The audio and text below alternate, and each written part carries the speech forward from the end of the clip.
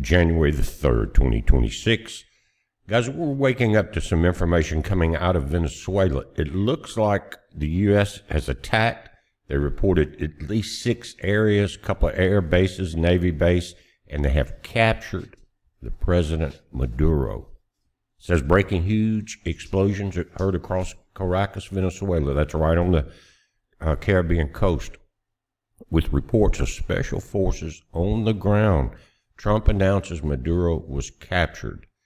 I don't know how this is going to change the game, what we're going to find out throughout this day and throughout this weekend, because they had ties to China and to Russia. It's a chess game being played. Trump is the only one not playing. He said he was tired of it. He was going to shut it down. Venezuela sent Tren de Agua. They refused to take them back. Things like that. They just one thing after the other. And so it looks like we have taken the initiative to shut some of this crap down for good, we hope. But we're going to just have to wait and see. It says a series of explosions in Caracas and other cities in Venezuela signal the start of the U.S. campaign against the socialist regime of Venezuelan dictator Nicolas Maduro. All this is happening as we just swore in a socialist mayor in New York, and he's promised to bring in total socialism. And something interesting I saw early this morning was right before they swore him in, they found some boxes with discarded police uniforms in them. What that has to do with anything, I don't know, but it was brought up in the report. Anyway, residents across Caracas reported loud explosions, low-flying aircraft, and siren-like alarms in the early hours of January the 3rd at 2 a.m. local time. That's before daylight this morning.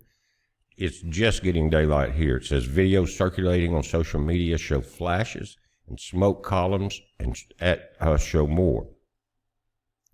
Now, I'm going to link to this, but we've got information coming in from different sources.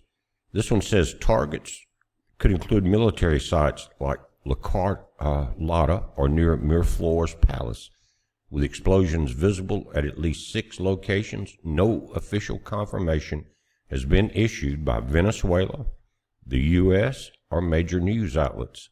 You're getting it here. The incident comes amid escalating tensions following Trump's blockade announcement and designation of the Maduro regime as a foreign terrorist organization. What will happen now? Who will take Maduro's place? Who will fill that vacuum? That's always very important, and it needs to happen very quickly, because a vacuum will keep sucking in until it's full. And so someone's going to fill that gap. Maybe it'll be somebody that is not a socialist. That's what we're hoping. Someone that cares about the people and not about the cartels there. That would change a lot in the Southern Hemisphere and in the Caribbean itself. Now, this is coming out of Russia Times, RT, and it says this is the moment the airstrikes hit near Fort Tiuna in Caracas, Venezuela. Video Rerum Novarum. And this is right near the fort that they're talking about in Caracas itself. You can come here. I'm going to link. You can watch the videos. Looks like some pretty powerful ammunition, and it had to be kind of a shock and awe to catch Maduro off guard, unless they had some inside help. In other words, a lot of people were tired of him there. And we're seeing it also in Iran, remember? So they're having basically an overthrow, a coup in Iran, and are we going to see the same thing here in Venezuela? We don't know, guys. It's interesting. Like I said, there are not a lot of people reporting it yet, but I'm sure it's going to bust wide open today. The Democrats will throw a fit. Let them. We've got the government coming back into place, I think, on the 6th, next week, after 3 weeks of goofing off and spending our taxpayer money. But Thune has got to go. I don't know how they're going to do that. He's blocked a lot of the stuff Trump's trying to do. Why?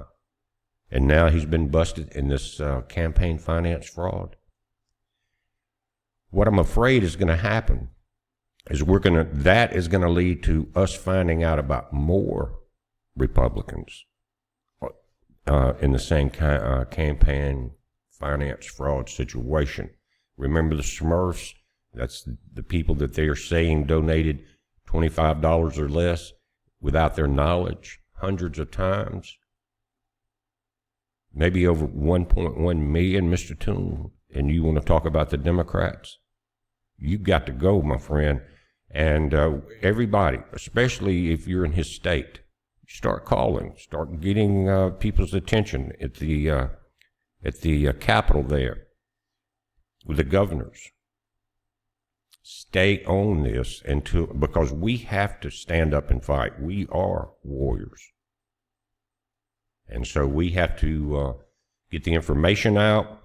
We have to keep the pressure on both the enemy and the swamp, because Trump knows what's going on. But he's got to be pushed into the fact of handcuffs have got to be seen. Perp walks have got to be seen now. I think they're pulling Hillary and Bill in. At this point, they're kind of low-hanging fruit because they're semi-powerless. But still, they've got to be taken down as a sign to the other crooks. Comey has got to go down. Thune has got to go down. Your governors, like Tim Walz and the governor of Ohio, they're all involved with this. And you think about how this was planned out a long time ago.